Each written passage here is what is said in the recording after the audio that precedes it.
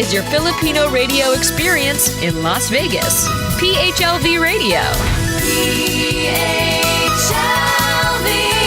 Radio.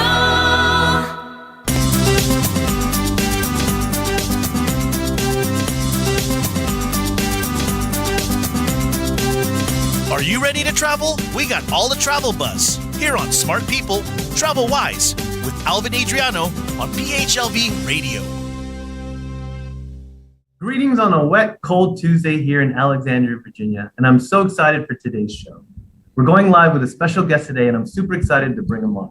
And, well, it's really perfect, especially with all the current news and updates on flight cancellations around the nation. It's particularly interesting because media and content play so much in the influence of traveler sentiment. Being aware and informed is all a matter of perception, and I think it's important to discuss the effects on media on travel.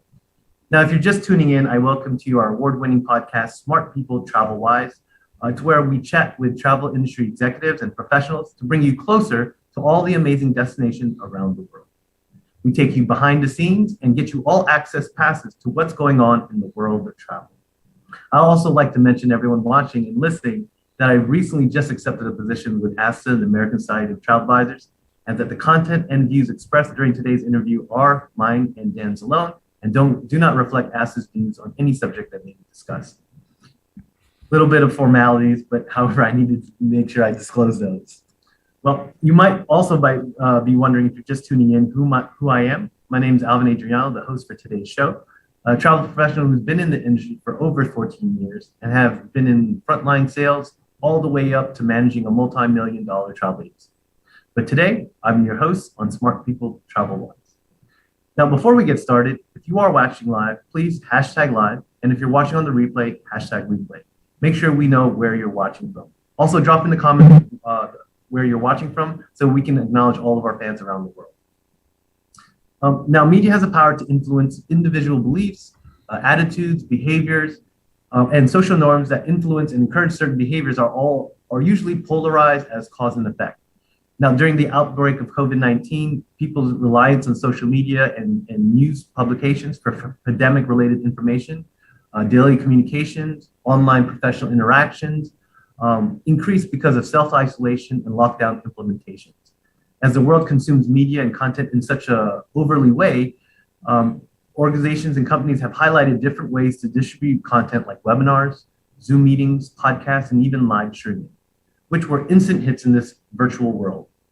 You can see how people gravitate to social media as a platform for community, connection, and even news.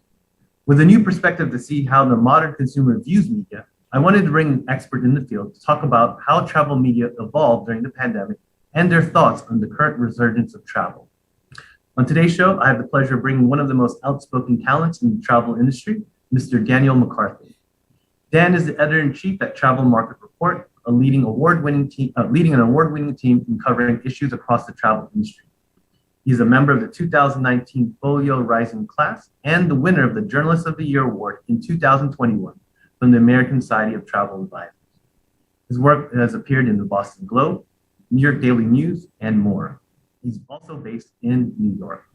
So please welcome the famous personality behind the voice of Team Terriers soccer team, Mr. Dan McCarthy. Hi, Alvin. How are you? I'm doing well, Dan. How are you doing?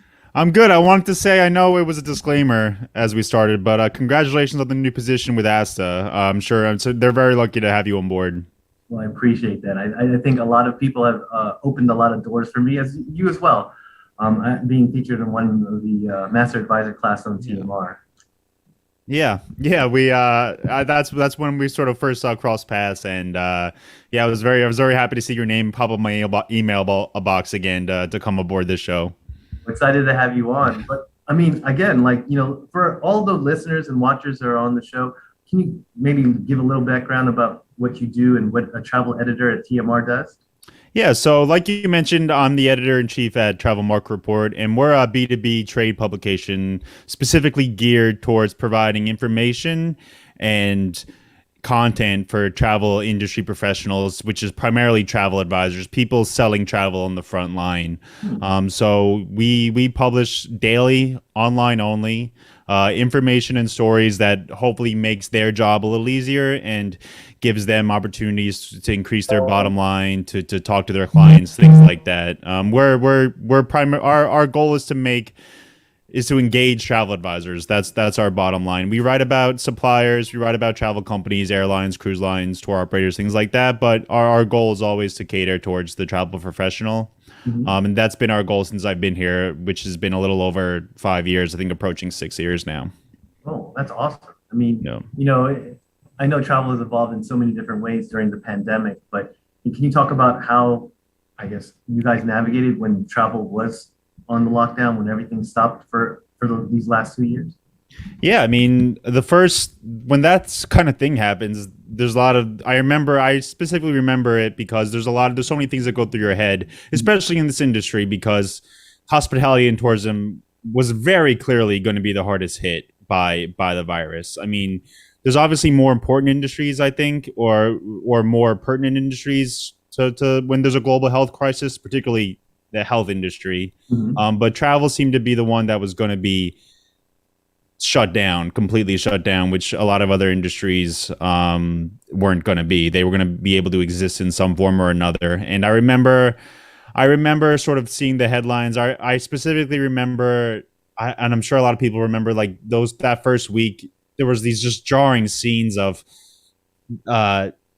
I remember NBA teams being pulled off the court because they realized what kind of situation we were in, things like that. And then you saw these I remember photos of Venice, of empty streets in Venice, which are just notorious for being overcrowded. All that in Amsterdam too, New York City, my hometown. Like, it just seemed to be so jarring. And then eventually your mind wraps around to what's going to impact your professional life too. And our main concern was always what's going to happen to the travel advisor community, because 2019 by all measures was probably the best year in the industry's history, and it just seemed to be building on top of each other every year after each other. It kept building and building and building, and this crescendo hit with COVID, which could have sort of took all the air out of that balloon. So I mean, I remember our main concern was what's going to happen with travel advisors. And I'm sure you experienced from a lot of your contemporaries in the industry the pain everyone went through with their business that first year, I would say, and how the industry has transformed and things like that. But our main concern was always the travel advisors, because they're our audience and because they're the people I think we know the most in the industry.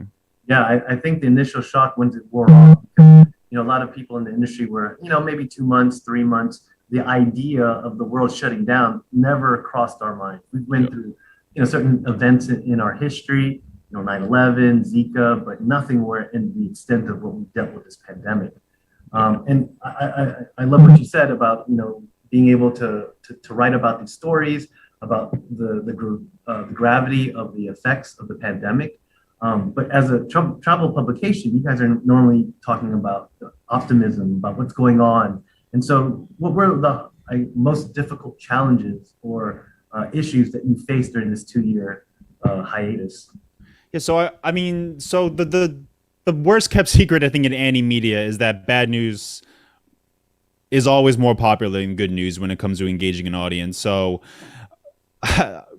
the traffic that not just me but any travel publication was getting during 2020 was more than ever, and that's clearly a goal for so many media organizations, is to draw as many eyeballs as possible. And for people who watch certain news outlets or read certain news outlets, it's fairly obvious that some of them are tilted towards negative views because that's the most engaging. So we performed really well in 2020, and I don't think, but it was just a weird thing to be able to be having, because the goal is always to get more travel people reading your publication, but that's never the way. We never published negative news, but in 2020 it was hard to ignore negative news.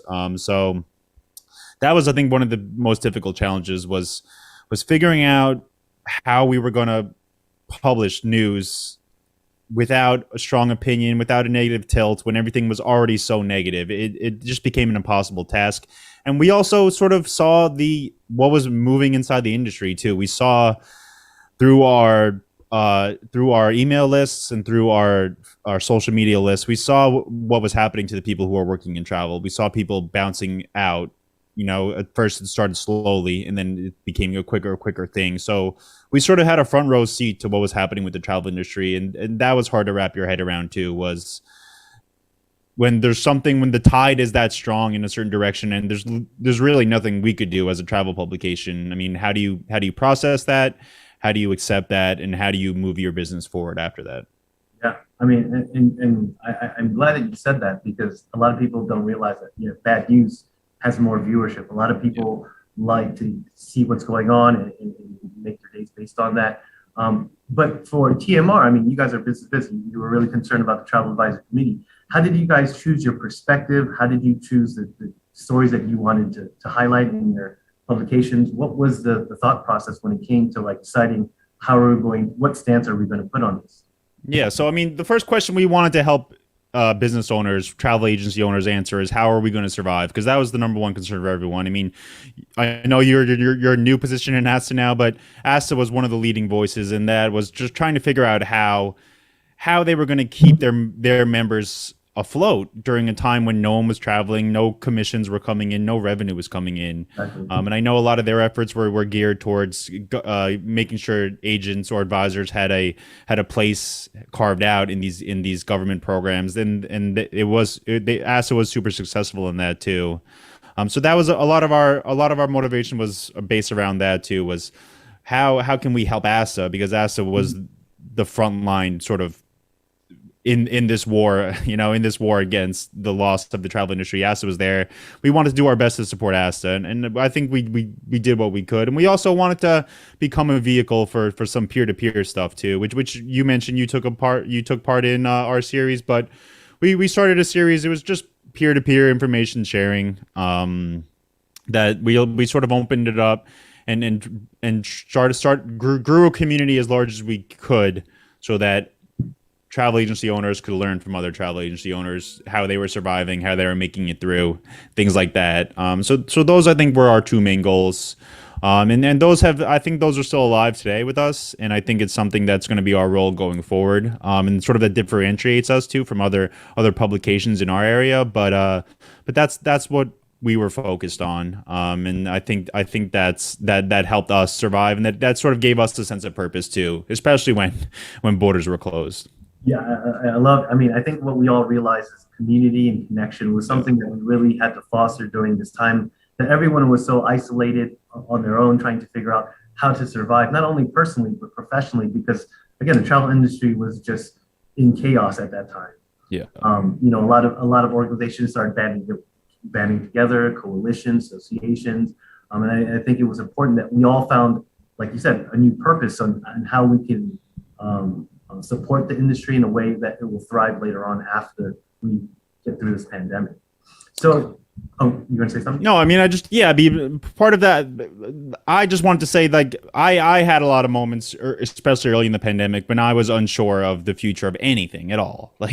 I don't think that's uncommon to look back, if wherever you may be in life or in your career, and just be sort of remember being overwhelmed with uncertainty. I think that's fairly common. And one thing I just wanted to say is that one thing that makes this industry super unique is, like you mentioned, is the community, but also just the amount of strong voices that are in this industry that found their way into my ears or into my life, and that this certainly helped me figure out and be confident about things going forward. I mean, travel sort of became this barometer for the return of normal life at a certain point. I mean, CNBC had all these travel executives on all the time.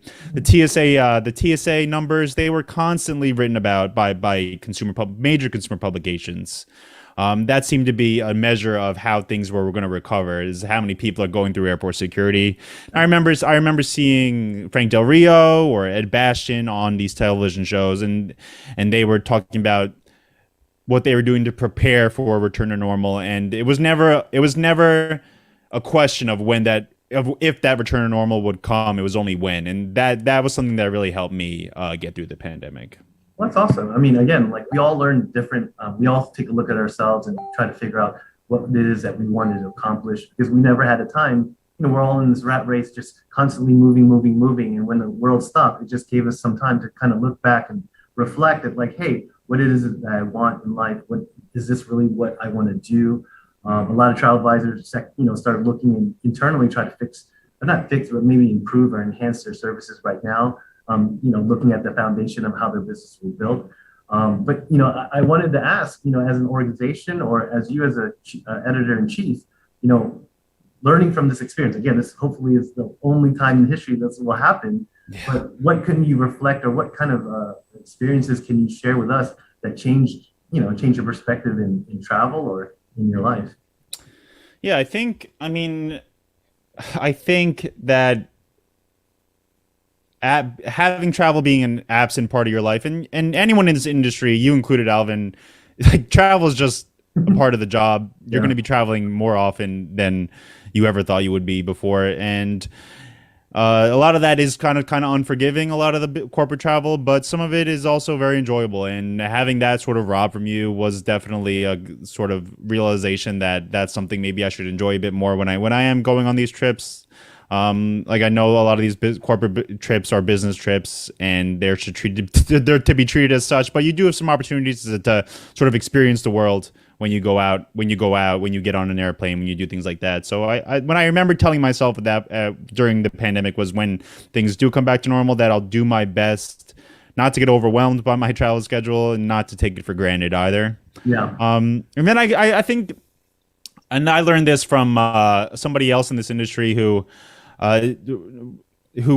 I spoke to a number of times during the pandemic, Jennifer Wilson Buttigieg, and she was, when I was speaking to her, she was just always completely honest about where things stood with her and her business and how much of an impact the pandemic had. And I think the honesty is something that rubbed off on me. I think it's important to be honest with yourself and with your team too. And I think people, especially when something as life-changing as the pandemic's happening, I think people realize when you're trying to put on a happy face. So I think honesty is something that sort of stood out to me, and something that I'm trying to implement in my life too.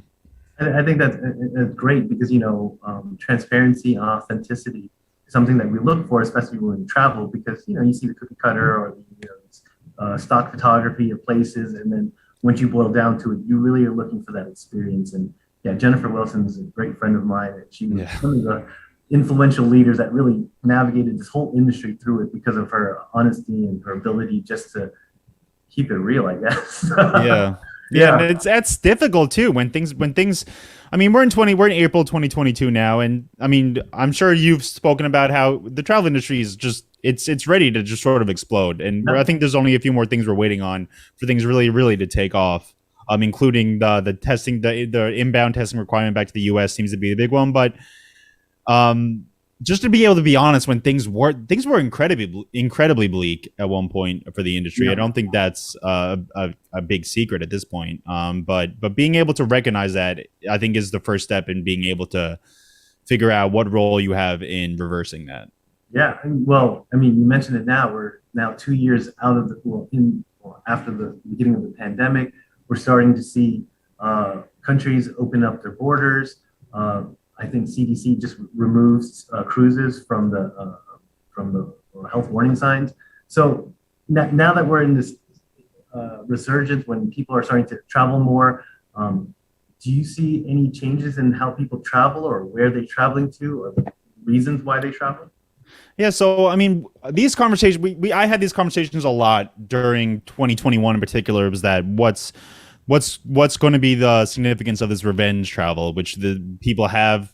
I mean, there was a headline again. It was a consumer headline that was written about constantly. Was that Americans in particular have more savings than ever? Like their personal savings account, with whatever happened during the pandemic, has gone up, and they're ready to spend. And where are they going? They're going to take these luxury trips. They're going to go to these bucket list destinations because that was impossible during the pandemic. But from my conversations with travel advisors, and also from data that's come from USTOA in particular, it seems to just be, unjust is probably the wrong word to say, but there seems to be almost a return to the destinations that were popular in 2019. I mean, those European destinations like Italy, the UK, Ireland, France, the tend to be the top of the list for Americans. We're still the top of the list for Americans in 2021, despite all this good news and all this perception that things were really, really going to change in the travel industry. And I kind of think that's going to continue. I mean, people who have the ability to spend money and go to these far-flung destinations, I think are going to do it. But I think a lot of people are very anxious to sort of return to their return to their favorite destinations, and bring their families there and reconnect and be able to spend quality time with each other. And I think that's gonna be an international thing, and I think it's gonna be a domestic thing too. I mean, here in New York, our high season's November, December, and last November, December was pretty busy here. I mean, it wasn't at 2019 levels, but I can imagine 2022 is going to be, if not past 2019 levels, the same as 2019 levels. I mean, Orlando is the big one, and I haven't been down to Orlando, but I've seen some numbers from sort of the inbound passengers to Orlando, and it doesn't seem to have lost any steam by people having sort of reflection time during the pandemic. So I think we are going to see new destinations sort of grab headlines, but I think when you look at the data, which is what I like to look at when I'm making these kind of calls, it's going to be the sort of more of the same, to be honest. That's funny. I mean, throughout the pandemic, we were thinking that bucket list destination, lesser known destinations will take the forefront. But yeah, you can't fight with numbers. No, I was surprised. I remember reading that study and just being incredibly surprised because, I mean, I do think there's going to be a level of that, but that doesn't seem to be something that's going to be produced by the pandemic. I remember before the pandemic, I remember all these new products about the Northwest Passage, about these cruise lines being able to sail in this place has never been sold before, and all these bookings being sold. And the same with the Galapagos seemed to be really trending hard. And I think there's going to be destinations that are more attainable than ever before that are going to be popular. But I still think the most common destinations are going to remain on, if not on top of the list, near the top. Oh, that's great. I mean, again, we talk about the digitization of our industry, how fast our industry accepted technology, and how many DMOs are implementing technology with what was it before, the 360, where you put on the virtual glasses, imagine you're there. Yeah. You know, a lot of things that people never thought the industry would accept so willingly, even like digital. I think the hotels now all have digital keys, checking in online. There's a lot of new innovations that has evolved from the pandemic.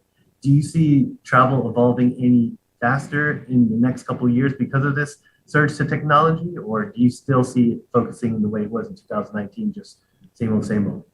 No, I mean, so I think you have to look at travel as it's just such a massive ecosystem that it's hard to pinpoint exactly where technology is going to find its place in it. But if you just think about the airport experience, which is probably the most common experience people share when they're traveling. I mean, I know road trips were popular in COVID, but the airport experience seems to be the prototypical experience. The technology has changed that dramatically. I mean, if you've ever gone to an airport without checking in through an app, without having TSA PreCheck or Clear or one of these trusted traveler programs, like, your experience is going to be significantly different than if you took advantage of everything you can take advantage of.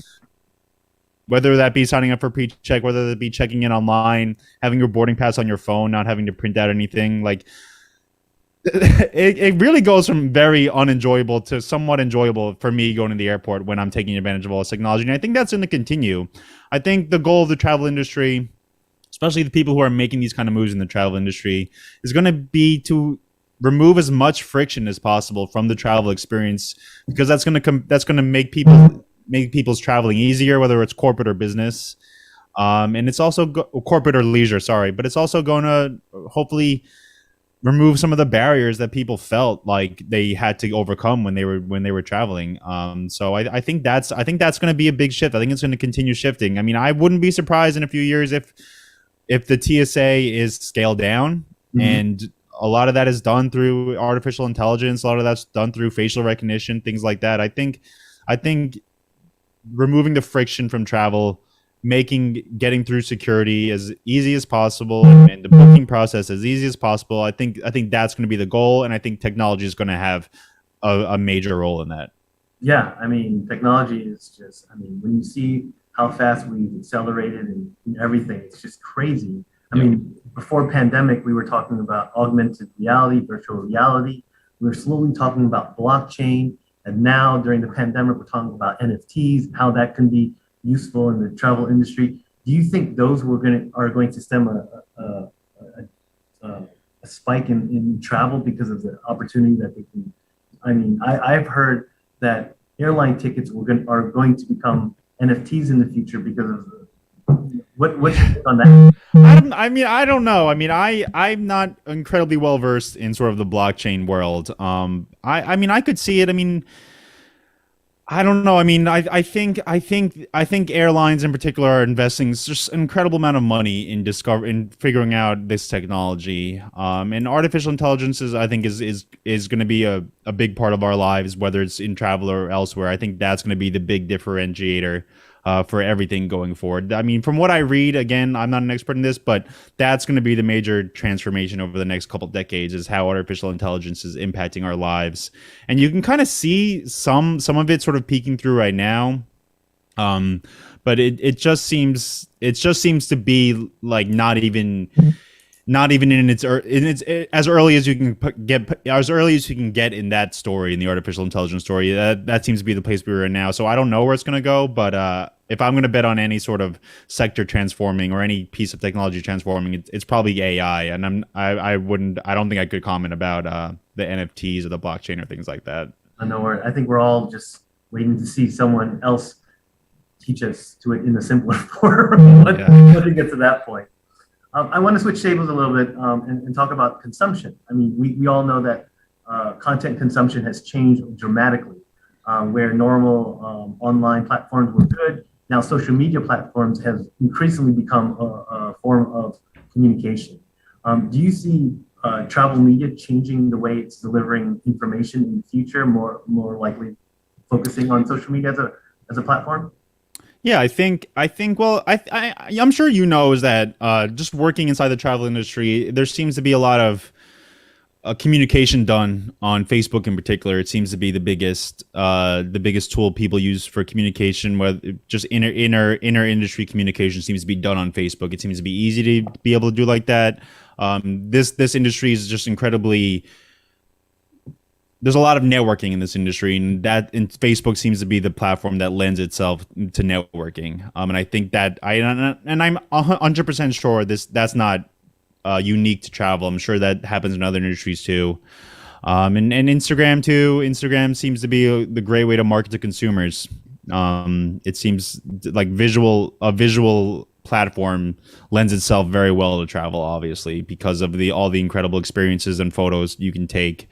But I think mobile platforms in particular are just gonna become super and super important. I've seen my audience since the beginning of the pandemic move somewhat from desktop to mobile. It seems like people realize the potential of being able to do things on your phone or on an iPad, and are moving that way. They seem to be okay giving up desktops, which I think a lot of people are going to be more and more okay with going forward too. But I think it might not be a shift to social media, but I think it's going to be a shift to mobile, a shift to mobile offices and things like that. Being able to communicate, being able to do business when you're on the road, being able to talk to people without having any sort of processes that are more than just opening up your phone. I think are gonna help to change the industry too. Well, Danny, you've in the 5 or 6 years that you've been in the travel industry, you've gone through a lot. A lot of it happened in your short tenure. I mean, what would you say was the most, I mean, I know the pandemic, but out of the pandemic, what was the greatest thing that you would have, one great thing that came out of the pandemic that you can appreciate now? Yeah, I mean, I think I did have a realization during the pandemic of the importance of travel. And like I mentioned in the beginning, being able to, because it was like, I don't think any of us have fully processed the pandemic. And by a lot of measures, we're still very much in the pandemic. But just seeing the importance of travel in people's lives, the importance of travel in the global economies just became something that I don't think I fully grasped prior to 2020. And also being able to, like I mentioned, being able to see people like Frank Del Rio, who's NCL, and Ed Bastian at Delta, being able to see them on television, being able to see them talking to a lot of consumers and sort of reassuring us about not only about travel but about global economies. Like I don't think I realized how important travel was to the world until the pandemic happened, until you saw, and I'm sure you saw it too. You saw the trickle down effects when that tap was turned off completely. Like it was fairly obviously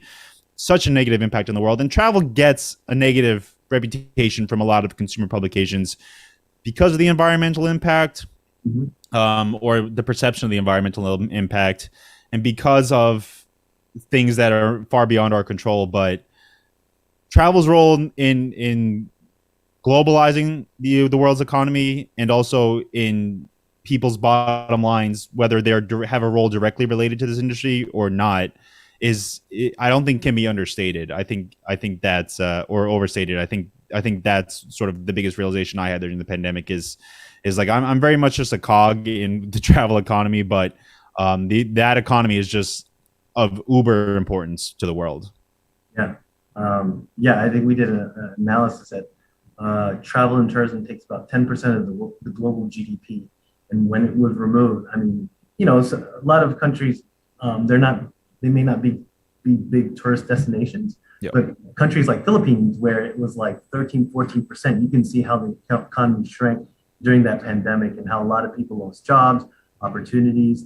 And a lot of people don't only travel for leisure.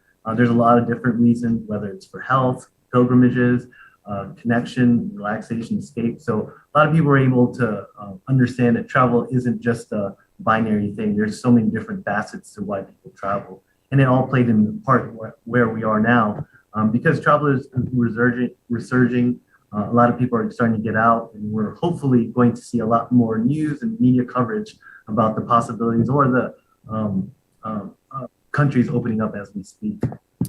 Yeah, and it's funny because I mentioned in the beginning is that the negative tilt seems to drive an audience, and we were having this incredible negative tilt in the pre-pandemic about how the travel industry is dead. And I mean, to be honest, like that was a narrative that was painted about a lot of things, not just about travel. Like I'm in New York. That was painted about New York, how New York City was destroyed, and like I know people now who are looking for apartments here, and it's pretty much impossible to get an apartment here. So I think there's a negative tilt to travel that was existing back in early 2020, and it's kind of existing now too. We're seeing these negative headlines about how you'll never get a flight. You're going to pay so much money than you were ever paying before if you want to get a hotel, if you want to stay here, if you want to go there.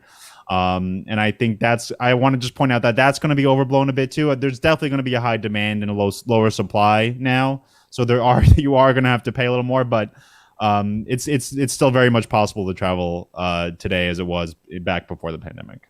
That's awesome. Well, thank you so much, Dan. I really appreciate your time and you coming on and jumping on the show. But before I let you go, do you want to share any last minute tips or advice for all the reviewers and watchers? Yeah. So if anyone ever wants to contact me, I'm at dmccarthy@travelmarketreport.com. And like Alvin said, I run some interviews, some audio programs too, and you can find that all on youtube.com/travelmarketreport. And again, Alvin, I appreciate you letting me on today to talk to you. It's always such a pleasure to talk to you, and I guess one last sort of congratulations on the new role with ASTA. Appreciate you so much, Dan. We'll cross paths again, I'm sure. I'm sure, yeah. Take care. So all types of media, especially social media, I mean, they've made such a big impact on the tourism industry. Consumers engage in researching trips, making decisions, planning their vacations, even sharing their personal experiences about hotels, airlines, cruises, all through media platforms, social media blogs, podcasts. It's important today for people to really stay informed and be aware of what's going around in and around the world. Because although we were locked down, we also found new ways to connect with each other. And connection was one of the best things that I can say came out of the pandemic. And with the increased need for content, media will continue to evolve. We're talking about tone, delivery, platforms, views, and whatever else stats that people will use to analyze media in the future, but it will definitely play a factor in the way people will consume their content. I really want to thank Dan and TMR for the continuous coverage of the travel industry and just being able to guide us through this difficult time. I mean, all of us play an integral part in the entire travel ecosystem. I'm really grateful that I was able to have Dan share his insight with all of you guys. But thank you again to all our viewers able to spend a few minutes of their day to learn more about the travel industry. Again, you can always join us every Tuesday on 12 p.m. on PHLV radio. So until next time, smart people, travel wise.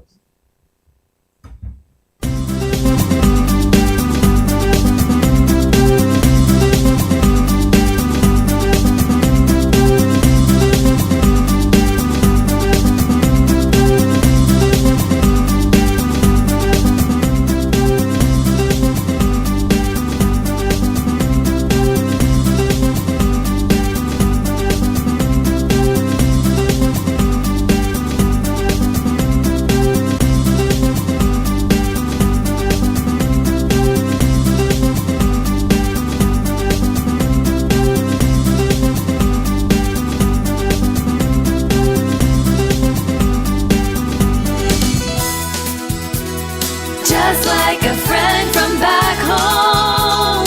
This is your Filipino radio experience in Las Vegas. PHLV Radio.